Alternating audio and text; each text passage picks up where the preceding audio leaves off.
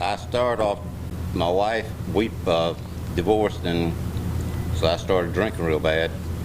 And it got worse and worse the more I drank. One was not enough, and 1,000 was too many. Marijuana led me into other drugs in high school, and then I've gotten different times of sobriety, and I maintained my same friendships, and I kept going back to those things. These are the faces of the Aiken Center. It's a substance abuse agency focused on prevention, treatment, and supporting the recovery of those who have addictions. It's one of several organizations getting money from the American Rescue Plan. Unfortunately, we're in a field that the demand for our services is increasing as the problem has so greatly increased, particularly around this pandemic, around COVID-19.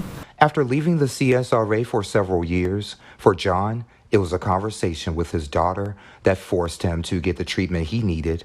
A plane trip from Alaska to Georgia was a defining moment with alcohol. I started off at 30 and went, when I got to Atlanta, I had like 6, 7 left, and I drank them between Atlanta and Aiken here.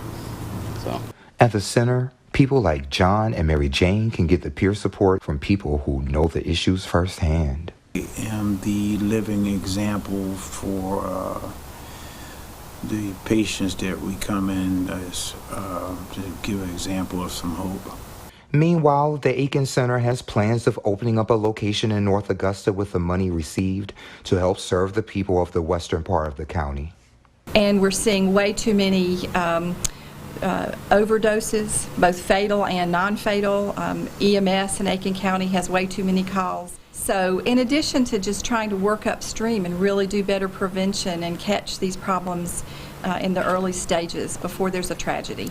As for John, he says now that he's sober, he's going to stay sober one day at a time. hopefully by the grace of God I can continue on that path, and not go back, because I was blowing all my money on alcohol and cigarettes. In Aiken County, I'm Aiken Bureau Chief Sean Cabbage-Stock, WJBF News Channel 6.